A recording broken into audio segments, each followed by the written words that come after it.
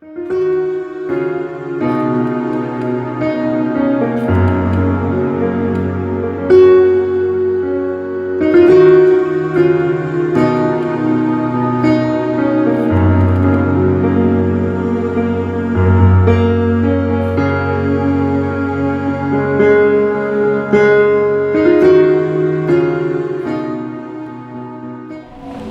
responsabilité du vrai chrétien. En tant que chrétien, la semaine dernière, on a vu que Dieu nous a appelés, amen, à faire quoi? À évangéliser. À évangéliser. Alléluia. Aujourd'hui, on va voir ce que c'est que la responsabilité. La responsabilité d'un vrai chrétien. Et sachez l'église, Dieu fait comme il veut. Amen. Amen. Dieu fait comme il veut. On ne force pas la main de Dieu, pourvu seulement que tu sois honnête envers lui.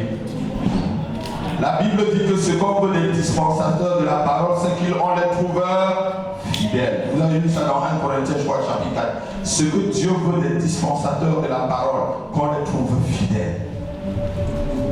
En tant que chrétiens, nous avons le devoir et la responsabilité envers Dieu et envers les hommes.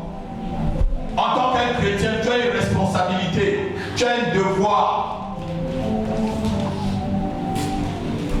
Personne ne peut se défiler de cette responsabilité et prétendre encore être un enfant de Dieu. Alléluia. Tu ne peux pas te défiler de cela et tu prétends que tu es encore enfant de Dieu. Parce que cela c'est un commandement du Seigneur. Dis avec moi un commandement du Seigneur. Un commandement du Seigneur. Lorsque quelqu'un devient chrétien, on doit l'enseigner trois choses. Notez les trois choses. On doit l'enseigner à aimer Jésus-Christ. C'est la première chose. Et lorsqu'on enseigne à aimer Jésus-Christ, on doit l'apprendre à vivre dans la sainteté. C'est la deuxième chose. Apprendre à cette personne à vivre dans la sainteté. Et la troisième chose que tu dois dire à la personne, c'est comment remplir son devoir et sa responsabilité devant Dieu. C'est la troisième chose que tu dois dire à quelqu'un quand tu l'évangélises. La première, c'est que tu le pousses à aimer Jésus-Christ de tout son cœur, de faire de l'Éternel de tout son cœur, d'aimer Dieu de tout son cœur, de toute son âme et de toute sa pensée. La deuxième chose, c'est que tu lui demandes de vivre dans la sainteté. Parce que c'est la sainteté de Dieu qui amènera la faveur de Dieu dans ta vie. Alléluia. C'est la sainteté de Dieu qui attirera la faveur de Dieu sur toi. C'est lorsque tu es honnête, tu vis dans la vérité, que Dieu prend soin de toi. Parce que le vêtement de Dieu, c'est la sainteté. Mais Dieu ne nous demande pas d'être 3 fois saint comme lui. Parce qu'il est saint dans le Fils, il est saint dans le Père, il est saint dans le Saint-Esprit. Mais il dit soyez saints, car je suis 3 fois saint. Dieu te demande de mettre au moins un seul vêtement saint. Alléluia. Et c'est ce que tu dois apprendre quand tu amènes quelqu'un dans le Seigneur, vivre dans la sainteté. Parce que c'est ça qui ouvrira la porte de la grâce de Dieu sur sa vie. Il y a des gens qui viennent à l'église, mais ils mentent encore. Il y a des gens qui viennent à l'église, mais ils volent encore. Il y a des gens qui viennent à l'église, mais ils répandent des calomnies, ils répandent des mensonges, ils créent des zigzanis, ils créent des troubles. Il y a des gens qui viennent encore à l'église, ils sont en sorcellerie. Il y a des gens qui viennent à l'église, ils font encore des choses. Alléluia.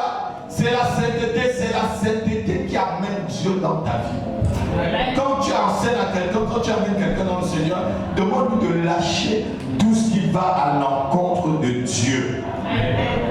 Quelqu'un me dit comment? Amen. C'est ta responsabilité. Paul pouvait dire ceci, Romains chapitre 1, verset 14.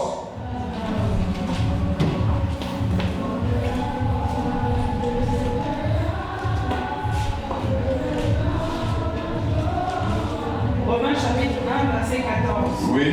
Je me dois aux Grecs et aux barbares, aux savants et aux ignorants.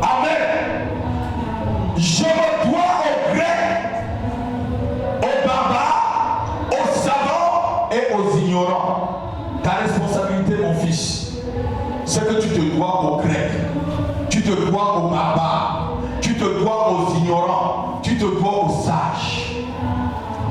Ta responsabilité que tu as une dette que tu dois payer.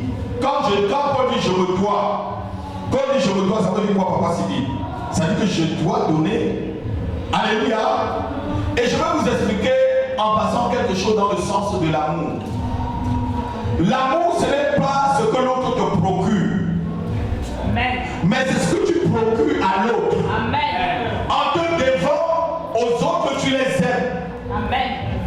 L'amour, souvent ce que nous on appelle amour là, c'est l'égoïsme.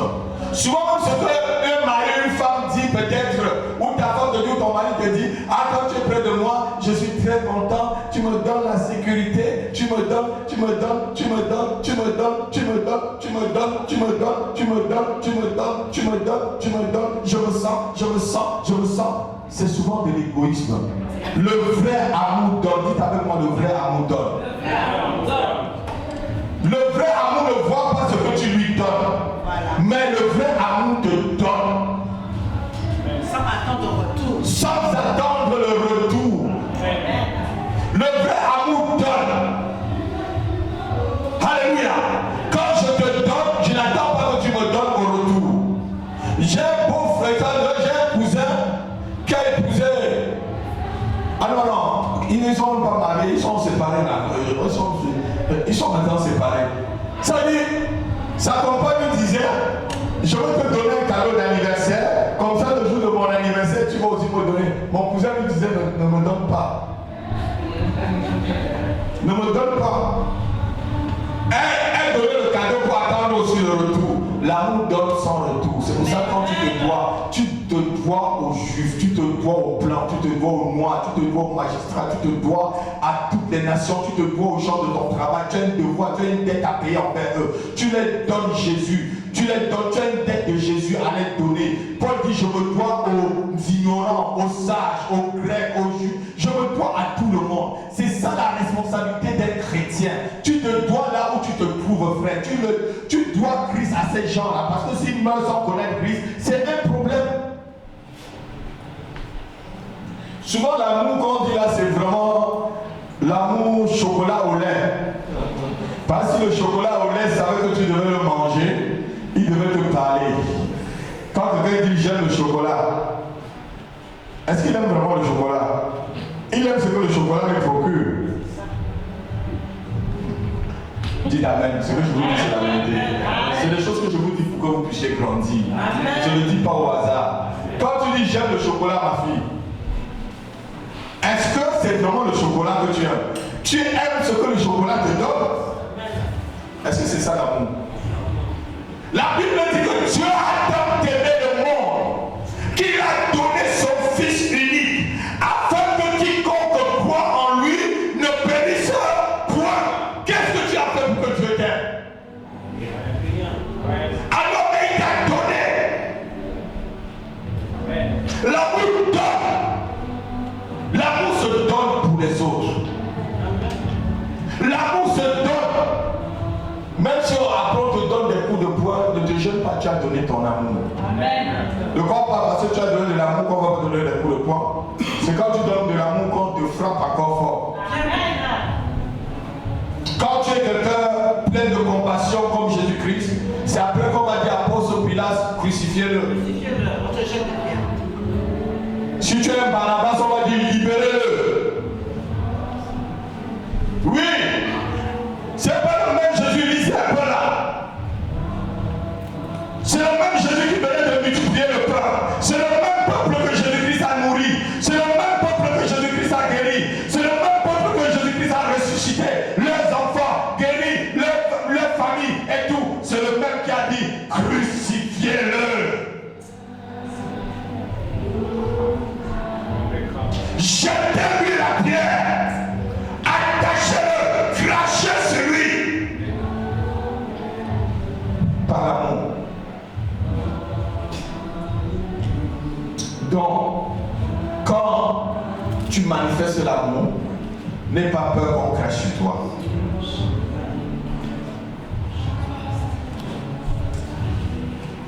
N'aie pas peur qu'on parle mal de toi. Parce que ceux qui n'ont pas l'amour on demande souvent plus.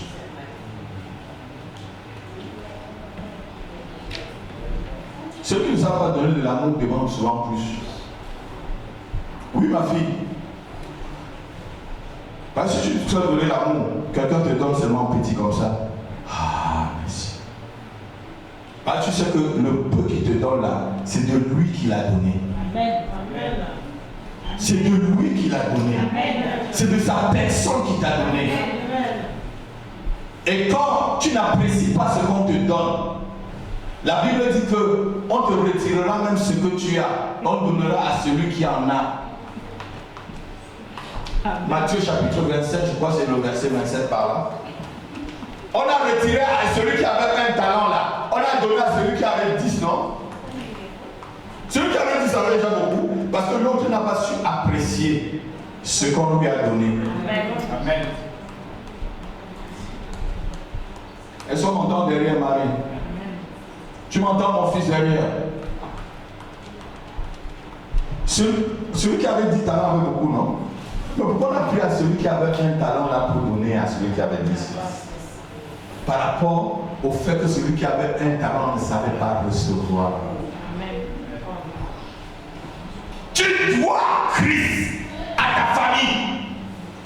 Tu dois cet amour de Jésus-Christ dans ta famille, autour de toi, dans ton quartier, dans ceux qui t'écoutent. Je me dois aux Grecs, je me dois aux Juifs, je me dois aux sages. Tu te dois à tes patrons qui meurent pour aller en enfer. Tu te dois aux illettrés, tu te dois aux blancs, aux noirs, aux chinois, aux indiens, etc. Tu as une dette à payer et tu ne peux payer cette dette-là qu'en amenant Christ dans la vie des gens. Amen. Ta seule façon de payer ta dette, c'est d'aller parler de Jésus-Christ, de l'amour de Jésus-Christ, ce que Christ a fait à la croix pour eux, et la rédemption de leurs péchés. Je vous dis, il y a des gens qui en ont besoin de Jésus. Les gens ont besoin de Christ, je ne vous mens pas. Les gens ont soif. Essayez de les prendre à parler avec eux. Des gens ont des problèmes. Ils ont de l'argent, mais ils ont des problèmes. Est-ce que vous pouvez comprendre qu'un milliardaire en dollars se suicide? Le monsieur qui a pris des armes il y a quelques mois pour aller dans un hôtel tuer des gens, on dit que c'était un multimillionnaire. Vous vous rappelez de cette histoire? Qu'est-ce qui peut lui passer dans la tête? J'ai envie de réveiller quelqu'un là comme ça, je lui dis, mais c'est quoi ton problème? Vous n'avez pas besoin de lui dire, c'est quoi vraiment ton? Tu es multimillionnaire, c'est quoi ton? Son problème est que tu as une dette envers lui. Tu as Christ à lui donner. Amen. Non, je croyais que quelqu'un devait dire Amen. Tu as Christ à lui donner. Amen. Tu as Jésus-Christ à lui donner afin qu'il soit équilibré. Amen. Il est riche mais déséquilibré. Il est intellectuel mais déséquilibré. Il est marié mais déséquilibré. Alléluia. Amen. Chacun de nous a une dette à payer cette année. Lève ta main, tu dis j'ai une dette à payer cette année. Donnez Jésus-Christ autour de moi. J'ai une dette à payer. Donnez Jésus-Christ. Remettre Jésus-Christ dans toutes les vies que je vais rencontrer en 2018.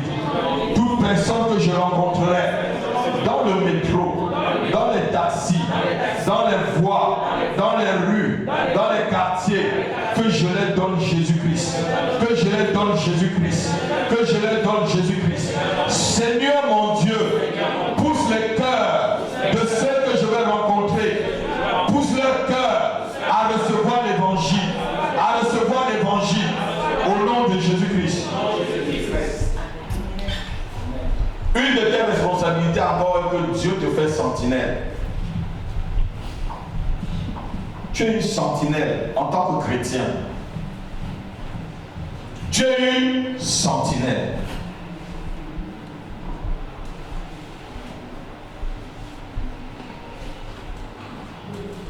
Tu es une sentinelle dans le milieu où Dieu t'a posé. Dans l'entreprise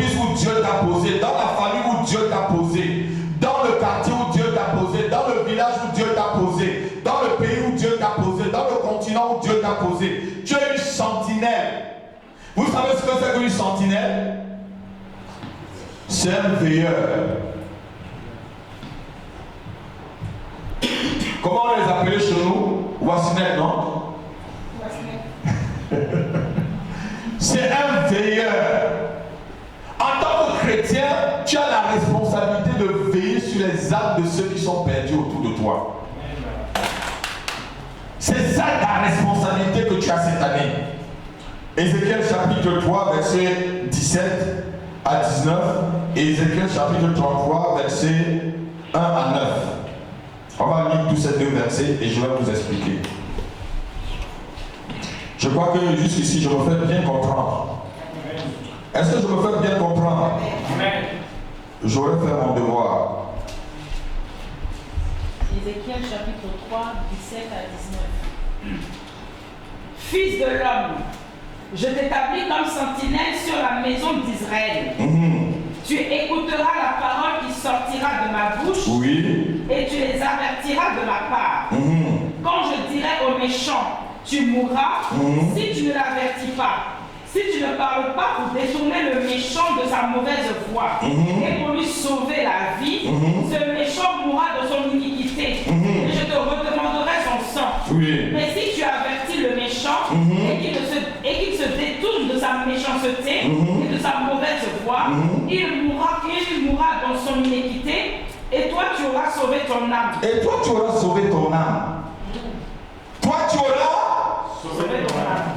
Donc quand je vous prêche là, je sauve mon âme. Est-ce que quelqu'un m'entend? Quand je vous dis la vérité là, papa, je sauve mon âme. Amen. Mon fils, quand je te dis la vérité là, je sauve mon âme. À toi de le faire ou de ne pas le faire. C'est le malheur qui arrive. Je dis, Ézéchiel 33, verset 1 à 9. La parole de l'Éternel me fut adressée en ces mots. Fils de l'homme, parle aux enfants de ton peuple et dis-leur, lorsque je fais venir l'épée sur un pays et que le peuple du pays prend dans son sein un homme et l'établit comme sentinelle, si cet homme voit venir l'épée sur le pays, sonne de la trompette, avertit le peuple. Avertit le peuple. Et si celui qui entend le son de la trompette, et si celui qui entend le son de la trompette ne se laisse pas avertir, et que l'épée vienne le surprendre, son sang sera sur sa tête. Son sang sera sur sa tête. Je sonne la trompette. Ce que je fais ce matin là, quand vous venez ici, et même quand on vient ici dans les réunions de la semaine, je sonne la trompette, Marie. Mes enfants, je sonne là. Si tu te laisses avertir, ne te laisse pas avertir et que l'épée te tue, la sentinelle aura sonné là.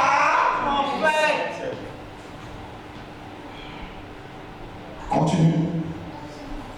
Il a entendu le son de la trompette. Il a entendu le son. Tu as entendu l'évangile. Tu as entendu ce que le pasteur a dit. Tu as entendu ce que ton pasteur a dit. Ce que la sentinelle a dit. Il a entendu le son de la trompette. Et il ne s'est pas laissé avertir. Il ne s'est pas laissé avertir. Son sang sera sur lui. Son sang sera sur lui. En ce temps-là, est-ce que c'est la sentinelle qui n'a pas sonné la trompette? La sentinelle a sonné la trompette. Mais celui qui a entendu la trompette n'était pas prudent. Continue, ma fille. S'il se laisse avertir, il sauvera son âme. Si la sentinelle voit venir l'épée, elle ne sonne pas de la trompette. Et en ce temps-là, il ne te dit pas, il ne sonne pas. Là, si le peuple n'est pas averti, et que l'épée vienne enlever, à quelqu'un la vie, celui-ci périra à cause de son iniquité. Celui-ci va périr à cause de son iniquité parce que personne n'est saint. Mais je redemanderai son sang à la sentinelle. Je demanderai son sang. Dieu demandera le sang de ceux qui sont tout autour de vous. Si vous ne les sonnez pas la trompette, continue, ma fille. Et toi, fils de l'homme, je t'ai établi comme sentinelle sur la maison d'Israël. Tu dois écouter la parole qui sort de ma bouche. Et les avertir de ma part. et les avertis de ma part. Quand je dis aux méchants, Quand je dis aux méchants, méchant tu mourras. méchant tu mourras. Si tu ne parles pas pour détourner le méchant de sa voix, Si tu ne parles pas pour détourner le méchant de sa voix, ce méchant mourra de son iniquité. ce méchant mourra de son iniquité. Et je te redemanderai son sang. Et je te redemanderai son sang. Mais si tu avertis le méchant Mais si tu avertis le méchant pour le détourner de sa voix, pour le détourner de sa voix et qu'il ne s'en détourne pas, et qu'il ne s'en détourne pas, il mourra de son iniquité. il mourra de son iniquité. Et toi, tu sauveras ton âme. Encore Dieu dit, tu sauveras ton âme. Quelqu'un peut dire Amen. Amen. Nous sommes des sentinelles. Dis, je suis une sentinelle. Je suis une sentinelle. Je suis une sentinelle. Je suis une sentinelle. Je dois sonner la trompette de l'évangile partout où je me trouve. Partout où je me trouve. Dans les quartiers, dans les villages, dans les villes, dans mon lieu de travail. Je dois sonner de la trompette. Je dois sonner de la trompette. Mon rôle, c'est d'avertir. C'est d'avertir. C'est d'avertir que l'épée va venir sur une nation, sur une nation, sur un peuple, sur une famille, sur une personne. Au nom de Jésus, au nom de Jésus, mon rôle c'est d'avertir.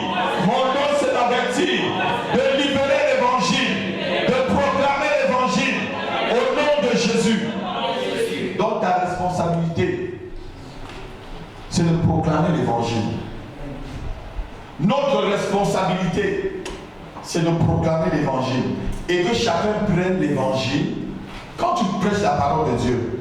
C'est pourquoi Jésus-Christ disait que ceux qui ont des oreilles pour entendre puissent entendre. Quand je vous prêche là, d'autres écoutent très bien dans l'esprit de la prédication. D'autres vont écouter à côté de l'esprit de la prédication. D'autres ne vont même pas du tout écouter. D'autres, ça va entrer là, ça va sortir de l'autre côté. Mais si tu es celui qui écoute dans l'esprit de ce que l'homme de Dieu, le prophète est en train de libérer, et que tu marches selon cette parole, tu ne mourras pas lorsque l'épée viendra, parce que tu es averti, tu fuiras l'épée. Donc tu as le droit d'aller dire aux gens que Jésus-Christ arrive bientôt. Que l'épée va bientôt se fondre sur les nations. Que l'épée va bientôt se fondre sur des villes. Que l'épée va bientôt se fondre sur des familles. Que l'épée va bientôt se fondre sur des entreprises. Dans des lieux, dans des quartiers. Tu as le droit, tu as le devoir, tu as la responsabilité d'aller parler aux gens. C'est ta responsabilité, mon fils. C'est ta responsabilité. Dis aux gens. Avoir vraiment, demander à Dieu, même vous mettre à genoux tous les jours, demander au Seigneur, comment est-ce que je peux gagner ceux qui sont tout autour de moi. Je vous dis, lorsque vous commencez à évangéliser, ça peut être difficile au début, mais persévérer. Puisque quand vous commencez à évangéliser, c'est au fur et à mesure que vous portez un fardeau que le fardeau commence à être lourd. Si tu ne portes pas le fardeau d'évangéliser les âmes, non, Dieu ne te met pas le fardeau. Au fur et à mesure que tu vas porter le fardeau, tu vas porter le fardeau des perdus dans le cœur. Dieu va te mettre pour que, et Dieu va équiper. Parce que la Bible dit que celui qui appelle, équipe aussi. Amen. Il va t'équiper pour que les gens écoutent ce que tu leur dis, mon fils. Il va vous équiper pour que les gens écoutent ce que vous leur disiez. Amen. Il va vous équiper. Fils de l'homme.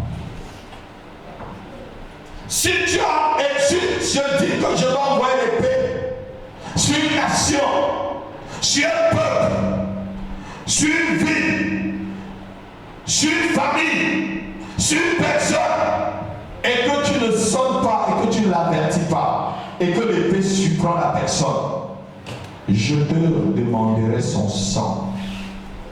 C'est pourquoi Jésus pouvait dire, si on vous reçoit dans une ville, demeurez-y, dormez, mangez ce qu'on va vous donner. Mais lorsqu'on ne vous reçoit pas, sortez de cette ville, tapez même vos pieds, la poussière de vos pieds, et vous sang. Parce que vous avez parlé de l'évangile, ils n'ont pas écouté. Ils ont voulu écouter les penchants de leur cœur. Quelqu'un peut dire Amen? Amen. Quelqu'un peut dire vraiment Amen? Amen. J'ai dit au départ, l'amour donne. L'amour donne sans regarder ce que l'autre va lui donner après. Quand je viens ici, je vous donne, je ne regarde pas ce que vous allez me donner après. Je ne regarde pas un amour qui donne en regardant ce que l'autre donne après. C'est un faux amour, c'est de l'égoïsme. J'aime mon mari, j'aime ma femme. Quand elle est près de moi, je me sens. Oh, c'est comme si le temps s'était arrêté. Oui, elle me donne, je l'aime, c'est le sucre de ma bouche. Je l'aime, elle me donne tout le. Toi, tu lui donnes quoi? C'est de l'égoïsme. C'est l'amour du chocolat, comme je vous ai dit. Vous savez, quand je dis j'aime le chocolat là, mon fils, si le chocolat avait les parents, si le chocolat avait les oreilles pour entendre, il devait fuir. Parce qu'il sait que tu vas le manger. Il sait que tu vas le bouffer. Si le chocolat avait les oreilles, quand tu dis, ma soeur, que tu aimes le chocolat, si le chocolat pouvait entendre là, il va savoir que pour lui là, il finit quoi. Quand quelqu'un dit j'aime le poulet, si le poulet a les oreilles, il va commencer à fuir. Parce qu'il sait qu'il va finir dans la marmite. Donc c'est ce genre d'amour finit dans la marmite là. C'est pas l'amour que tu donnes au chocolat, c'est l'amour que le chocolat te donne et tu dis tu aimes le chocolat. C'est pas l'amour, c'est de l'égoïsme. Un vrai amour donne sans regarder au retour. Un vrai amour donne. Donc lorsque tu es dans une église comme celle-ci, tu dois te donner à ta soeur. Tu dois te donner à ton frère sans regarder ce que ton frère te donne, ta soeur te donne en retour. Tu te donnes. Tu te donnes pour lui autant que tu peux. La Bible dit ne devez rien à personne que si ce n'est que de là. Ne devez rien à personne. Donne-toi autant que tu peux. Autant que tu peux. On est dans une nation où on est tellement très occupé, mais on trouve toujours du temps pour se donner à l'autre. Si tu aimes quelqu'un, tu vas trouver 5 minutes.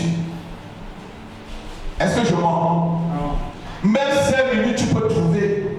Et pendant ces 5 minutes, la Bible dit au moins un jour dans cette partie que 1000 ailleurs. 5 minutes que tu peux passer avec quelqu'un.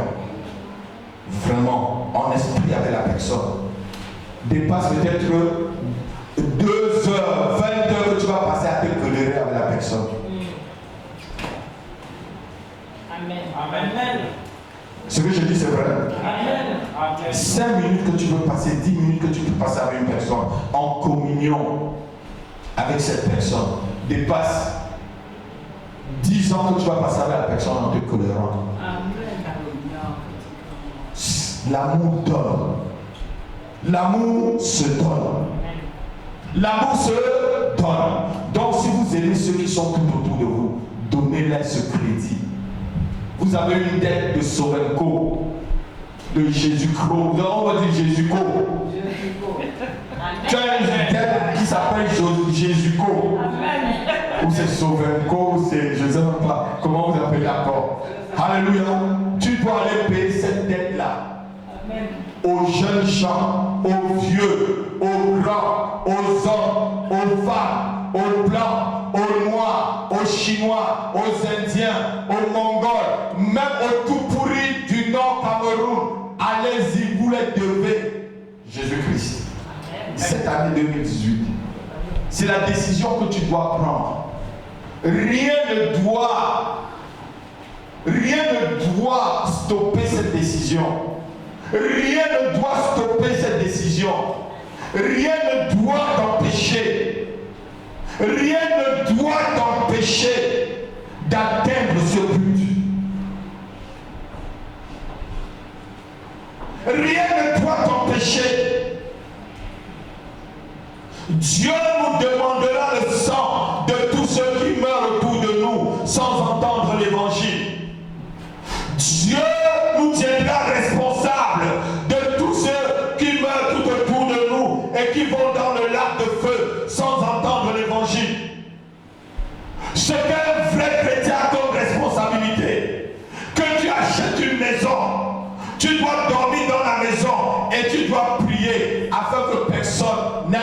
lac de feu.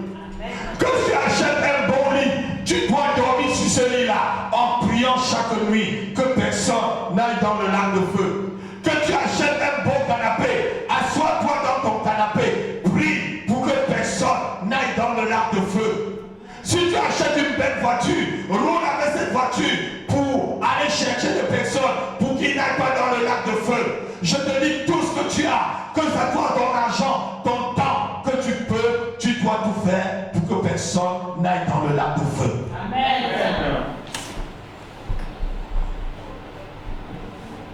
On dirait pas que le pasteur Rapi n'a pas dit.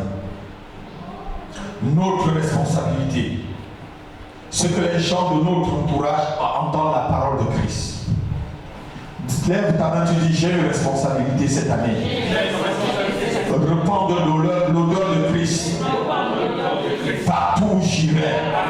Répandre le parfum de Christ autour de moi. Autour de moi. Le témoignage de Christ autour de moi. Autour de moi. Au nom de Jésus-Christ. Je vais répandre le témoignage de Christ autour de moi, dans ma famille, parmi mes amis, dans mon lieu de travail, dans mon quartier, dans mon village, dans ma ville, dans ma nation, dans mon continent. Je vais répandre le parfum de Christ, le parfum de Christ, le parfum de Christ. Partout où je me trouve, je dois donner Christ aux gens. Je dois donner Christ aux gens. Je dois manifester l'amour de Jésus-Christ au nom de Jésus. Si vous prenez vraiment cette décision, Dieu va vous équiper spirituellement cette année. Dieu va vous équiper spirituellement. Et regardez-moi, tu ne peux pas répandre l'odeur de Christ sans sentir aussi Christ. Quand tu répands l'odeur de Christ là, Christ sent aussi dans ta vie. Tu ne peux pas jeter un parfum frère que ça sent pas aussi sur toi. Donc lorsque tu répands Christ là, Christ aussi vit en toi. Je me fais entendre bien. Même ceux qui me suivent à travers les réseaux sociaux, lorsque vous répandez l'odeur de Christ, Christ aussi sent en vous. Lorsqu'on sent un parfum, ce parfum sent même sur nos habits. Si vous avez vraiment Christ en vous, c'est pourquoi les gens pouvaient toucher Christ, l'habit de Christ. Ils étaient guéris. Parce qu'il y avait l'odeur, il y avait Christ. Tout. Quand tu prends mon habit, tu vas sentir mon odeur sur mon habit. Alléluia. Et l'odeur d'une personne, c'est la personne même qui est passée. Donc, répandez l'odeur de Christ. Partout passez. Donc, passez avec Christ. Alléluia. Pendant cette année, c'est le seul devoir. C'est ce que Dieu nous demande de faire. Ta responsabilité là, c'est ça.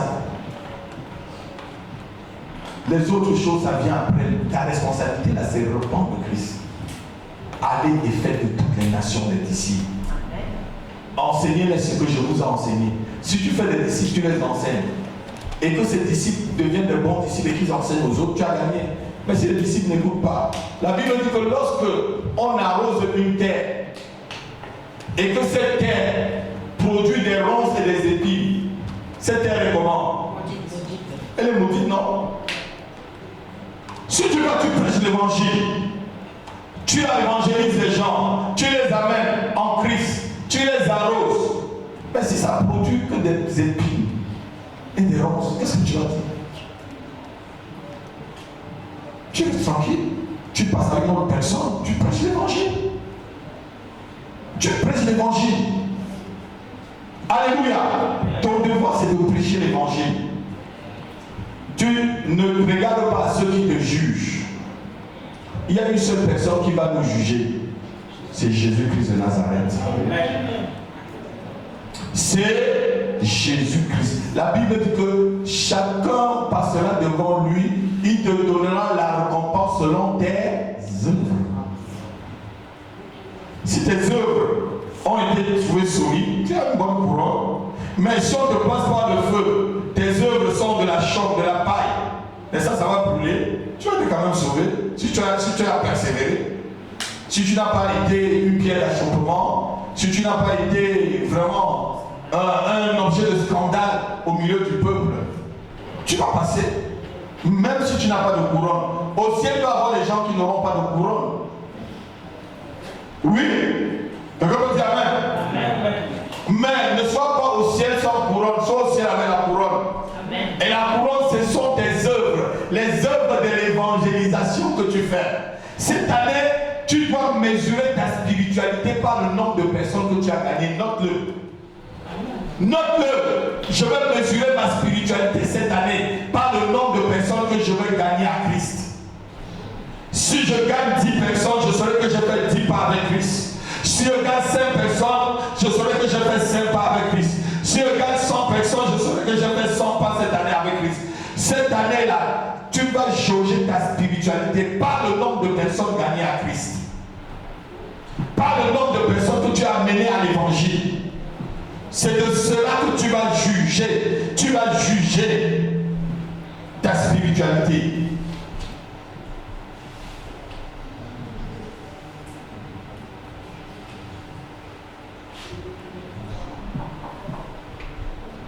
Pourquoi nous devons évangéliser les gens?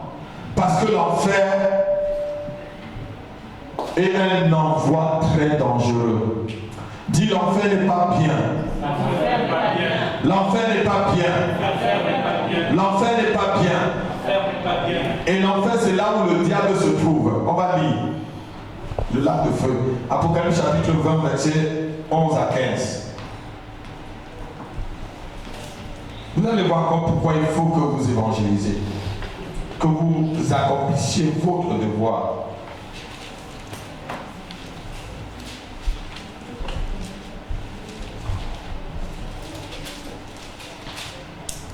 Apocalypse 20, verset 11 à 15. Oui. Puis je vis un grand trône blanc, et celui qui était assis dessus. La terre et le ciel s'enfuirent devant sa face. La terre et le ciel s'enfuient devant la face de celui qui était assis sur le trône blanc. Et il ne fut plus trouvé de place pour eux. Et il ne fut plus trouvé de place pour la terre et le ciel.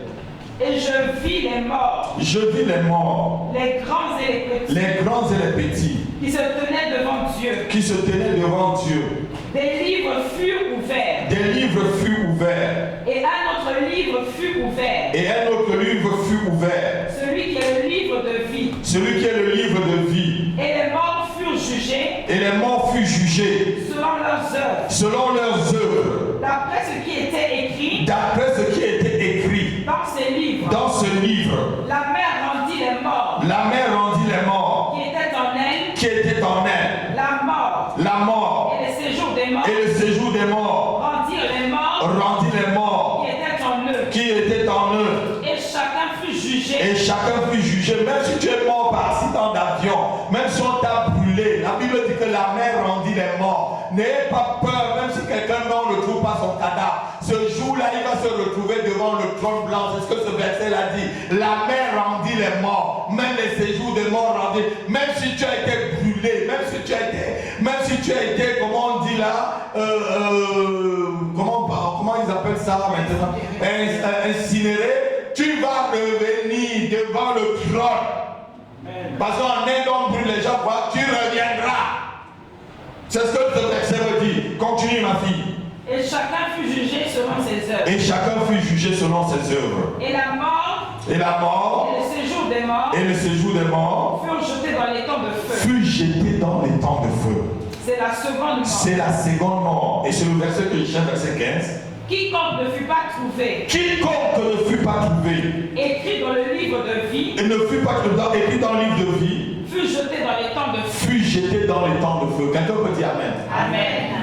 Donc il faut que vous fassiez tout pour que ceux qui sont tout autour de vous ne vont pas dans les temps de feu, dans le lac de feu. Parce que le lac de feu, c'est, je devrais dire, c'est la maison du diable, de Satan. Et regardez-vous, ceux qui seront dans le lac de feu auront Satan pour le plus proche voisin. Est-ce que l'église comprend ce que je dis? Est-ce que ceux qui sont sur les réseaux sociaux comprennent ce que je dis? Celui qui ira dans le lac de feu aura le diable pour son plus proche voisin. Quand tu as le diable pour ton plus proche voisin, ma soeur, crains quelle douleur toute l'éternité. Le diable est ton voisin le plus proche. Puisqu'il sera aussi dans le lac de feu avec le faux prophète et ceux qui n'ont pas marché selon la parole de Dieu. Imagine-toi, je ne peux pas, même à mon pire ennemi, je ne peux pas lui souhaiter qu'il aille dans le lac de feu. C'est pourquoi je peux évangéliser mon ennemi. Amen. C'est pourquoi je peux prier pour mon ennemi. Amen. Je peux prier pour ceux qui me persécutent. Amen. Parce que je ne peux pas les souhaiter d'avoir pour diable le voisin le plus proche. Amen. C'est pourquoi tu dois évangéliser. C'est pourquoi tu dois proclamer la parole de Dieu là où tu te trouves. C'est pourquoi tu dois proclamer l'évangile partout où tu te trouves. C'est pourquoi tu dois Christ, tu as un devoir, tu as une tête de Christ pour que les gens ne vont pas dans le lac de feu. Pour que ton père ne va pas dans le lac de feu. Pour que ton fils, tes enfants, ton mari, ta femme, ta mère, tes soeurs, tes cousins, tes cousines, tes voisins, tes collègues de travail, pour qu'ils n'aillent pas dans le lac de feu.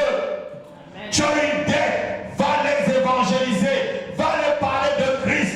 S'ils écoutent, tant mieux. S'ils n'écoutent pas, tu es plus de leur sang. Amen.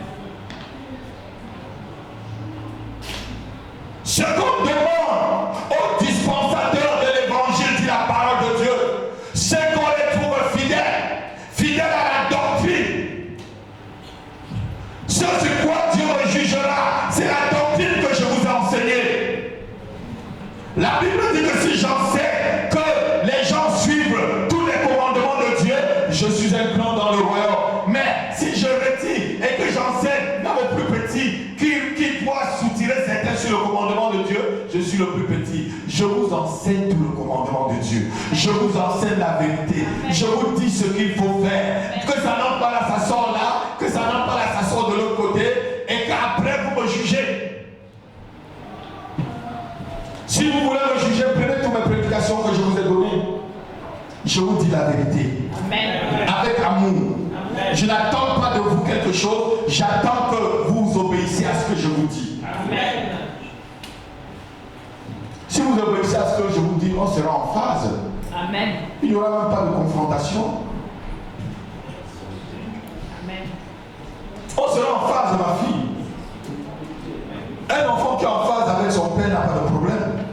Un enfant qui a un problème avec son père, c'est qu'il n'est pas en phase avec son papa. Et un enfant qui n'est pas en phase avec son papa, soit c'est le papa qui l'a mal éduqué, soit c'est lui qui est un enfant têtu. Vous êtes d'accord avec moi? Il y a deux choses. Soit papa a mal donné l'éducation et que les retombées sont en train de revenir maintenant par le fils. Soit c'est le fils qui est quelqu'un qui est têtu, qui n'a pas écouté la trompette que le père a sonnée. Alléluia. Amen. Quelqu'un peut dire vraiment Amen. Amen. Quelqu'un peut vraiment dire Amen. Amen. Ta responsabilité, c'est aussi d'aller contraindre les gens. On va lire Luc.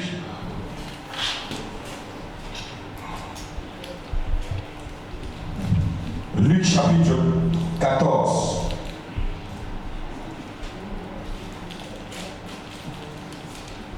À partir du verset 21. Écoutez un peu ce que le maître dit à son serviteur. Après avoir invité les gens, que chacun s'occupe de soi-même, personne ne voulait s'occuper de ce que le maître ne voulait pas s'occuper de l'invitation du maître. Lis à partir du verset 21, la fille, jusqu'au verset 23. Le serviteur de retour rapporta ces choses à son maître. Alors le maître de la maison irrité dit à son serviteur, va promptement dans les places. Va promptement dans les places, parce que le maître a fait un festin. Vous allez le lire à la maison, à partir du verset 15. Le maître a fait un festin. C'était le festin céleste. La Bible appelle ça un festin céleste. Il a invité des gens. Ce matin-là, c'est le festin céleste que j'invite des gens. Le maître qui est le Seigneur Jésus invite des gens. Continue, ma fille. Et personne ne veut venir.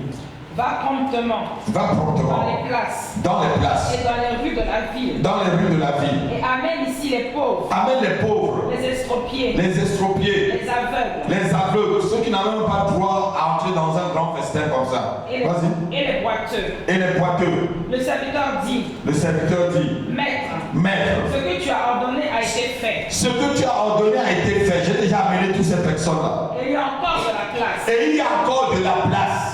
Et le maître dit au serviteur. C'est le verset 23 que je cherche. Le maître dit au serviteur.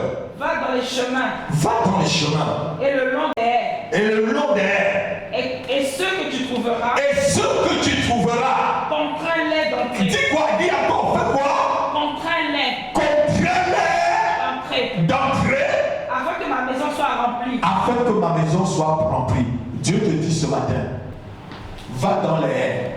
Le long des chemins. Ce que tu vas trouver, Marita, ce que tu vas trouver, Anne, contrains-les d'entrer afin que ma maison soit pleine. Dieu te donne une responsabilité cette année de contraindre les gens d'entrer dans sa maison afin que sa maison soit pleine. C'est ton devoir, c'est mon devoir d'aller contraindre les gens. Contraindre les gens, ça ne veut pas dire que par force. Toi, tu persévères dans ton évangélisation. Tu persévères dans l'évangélisation. Tu invites quelqu'un, tu l'invites jusqu'au mois de décembre. Tu l'invites tous les mois, tous les dimanches. C'est une façon de le contraindre. Tu le cherches, tu prends un café avec lui, tu vas manger au restaurant, tout. Tu le contrains pour que la maison soit pleine. Amen. Ce que Dieu veut cette année, c'est que sa maison soit pleine. Amen. Dieu a une invitation spéciale de bénédiction cette année. Il ne veut pas bénir que toi seul. Il veut bénir ceux aussi que tu vas amener. Amen. Oh non, quelqu'un n'a pas entendu.